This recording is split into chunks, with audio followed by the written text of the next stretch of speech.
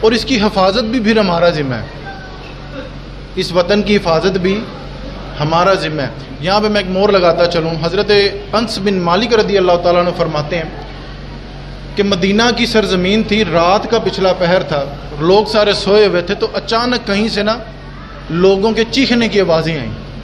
مدینہ کے ایک نکر میں سے، ایک گھر میں سے، ایک حویلی میں سے لوگوں کے چیخنے کی آواز آئی، تو جس طرح لوگ ایک دم سے کسی کو اٹھاتے نہیں، ویکھو یار کی ہوا ہے، تو وہ سارے صحابہ بھی آ گئے، تو سارے جب مل کر اس جگہ پر جانے لگے نا، تو سارے صحابہ کا جرم اٹھا، تو صحابہ دیکھ کر حیران ہی رہ گئے، چیخوں کی آواز آ رہی ہے اور صحابہ یہ منظر دیکھ کر حیران ہی رہ گئے کہ ابھی صحابہ جا رہے ہیں اور حضور وہ معاملات نمٹا کر واپس آ رہے ہیں۔ تو حضور کو دیکھ کر حضرت انس بن مالک رضی اللہ تعالیٰ عنہ فرمانے لگے، یا رسول اللہ کوئی خیر تو ہے نا، کوئی ایسا معاملہ تو نہیں؟ حضور فرمانے لگے، او نہیں، دو جانور تھے لڑ پڑے تھے، خیری صلی اللہ تسی جا کے سو جاؤ۔ یہ ایک نرالا پہلو کہ اپنے وطن کی حفاظت کے لیے درد دل رکھنا۔ اگر انڈیا ہمیں للکارتا ہے تو ہمیں چاہیے کہ ہماری فوج کا ہمیں ساتھ دینا چاہیے، ہمارے جو یہ ادارے ہیں ان کا ساتھ دینا چاہیے، ان پر تنقید نہیں کرنی چاہیے، ہر چیز کی مصلحت ہوتی ہے۔ یہ جب سے موبائل فون آیا نا، بڑے بڑے لوگوں کے راز فاش ہو گئے، وہ باتیں جو اداروں میں رہنی چاہیے تھی وہ عوام میں آ گئیں، تو پھر ادارے بھی اپنا کام خوبی سے نہیں کر سکے۔ تو فوج کا ہمیں ساتھ دینا چاہیے، فوج میں مداخلت نہیں کرنی چاہیے۔ یہ فوج ہی ہے، آپ یقین کریں یہ فوج نہ ہو تو انڈیا آپ کو ویسے ہی کھا دے۔ وہ ایک اب یہ ہماری نوجوان کا بھی حال آپ سن لیں، وہ مودی نے کہا جی ہمارا تو انہاں نال مقابلہ ہی نہیں بنتا، پاکستان کو ہم سمجھتے کچھ نہیں ہے۔ یہ بھی اس کو پتہ ہے کہ اس کا جب ابھی نندن آیا تھا تو اس کا ہم نے کیا حل کر کے بھیجا تھا، اگرچہ وہ حکومت جس کی بھی تھی، لیکن اس میں پاک فوج کا بڑا ہی ہاتھ ہے۔ پاک فوج ہمارے سروں کے تاج ہیں، ان کا ہمیں ساتھ دینا چاہیے۔ یہ میں کسی کی خوشامد میں نہیں، یہ میں آپ کو جنرل بات کر رہا ہوں کہ وہ ہمارے حفاظتی ادارے ہیں، ان کی ہمیں جو حوصلہ افزائی کرنی چاہیے، بجائے کہ ان پر ہم کوئی تنقید کریں فلانے کی آڑ میں، فلانے سے محبت میں کسی کا ہم پگڑی اچھال دیں، تو یہ درست بات نہیں ہے۔ اپنے وطن کی محبت کرنا یہ عین ایمان ہے، حضور نبی علیہ الصلوۃ والسلام کی تعلیمات ہیں۔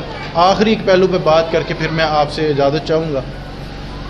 اگر میرا بچہ نہیں نہ پڑھتا، اگر میرا بچہ نالائق ہے اور وہ پڑھ نہیں رہا، شرارتی زیادہ، اور اس کا ذہن ہے کہ میں کاروبار کروں، تو کتنے ہی آپ کے محلے کے بچے ہیں وہ مجبوراً کام کرتے ہیں لیکن ان کا ذہن بہت ہوتا ہے۔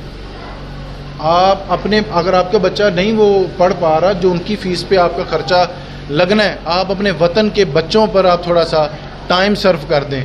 بڑے ادارے ہیں اور خصوصی طور پر مدارس ہیں جو فیس بھی للہ بچوں کو پڑھا بھی رہے ہیں اور فیس بھی للہ ان کا خرچہ بھی اٹھا رہے ہیں، ان کا کھانے کا بھی انتظام ہے۔ یہ کوئی سکول آپ کو یہ سہولت میسر نہیں کرتا۔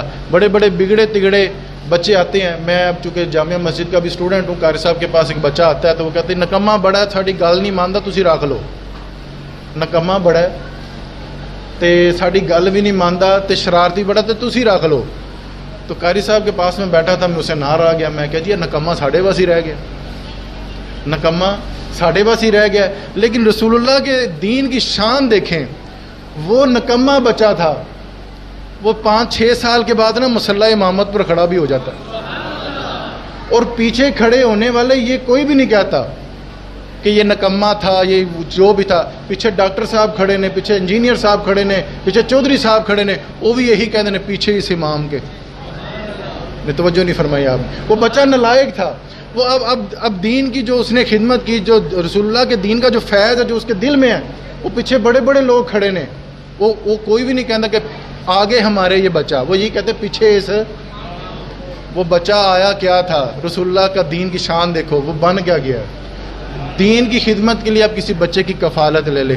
کوئی سیاسی جماعت آپ کو ممبر بنائے نہ بنائے، رسول اللہ کا ممبر ضرور ملے گا اس کو، ہاں رسول اللہ کا ممبر ضرور ملے گا۔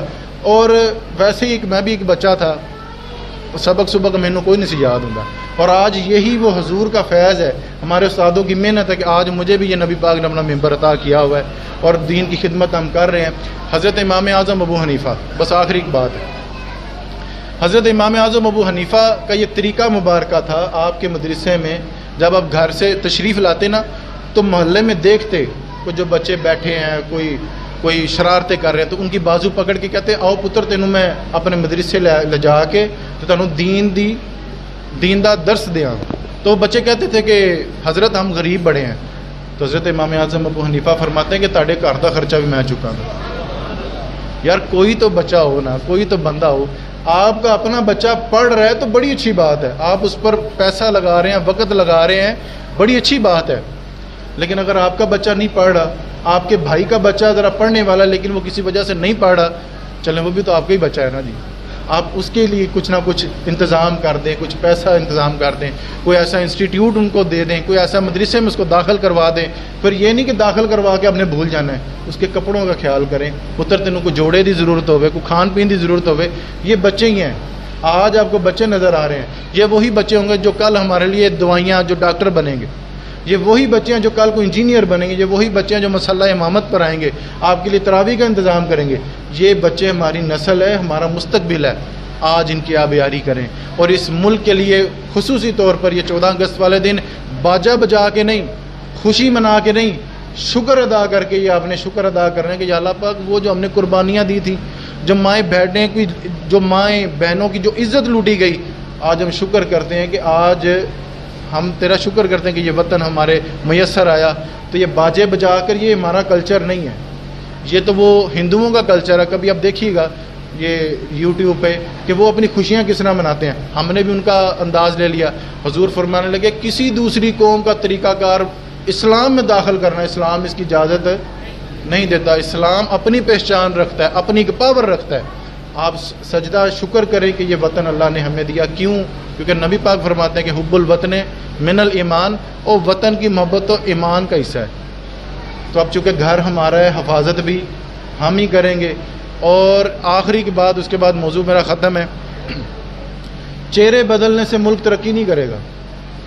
آج وہ پارٹی تھی تو وہ پارٹی تھی, یہ بھی ایک نظام بنا ہے کہ اکو کار دے, اکو برادری دے 4 بھائی نے, ایک پارٹی چندا ہے, ایک پارٹی چندا ہے, ایک پارٹی چندا ہے. اگر 2 اور بھی جائیں گے تو دوسرے تو اقتدار میں ہی رہیں گے, وہ پھر ان کو نوازتے ہیں. چہرے بدلنے سے نظام تبھی بنے گا جب نظام مصطفیٰ آئے گا.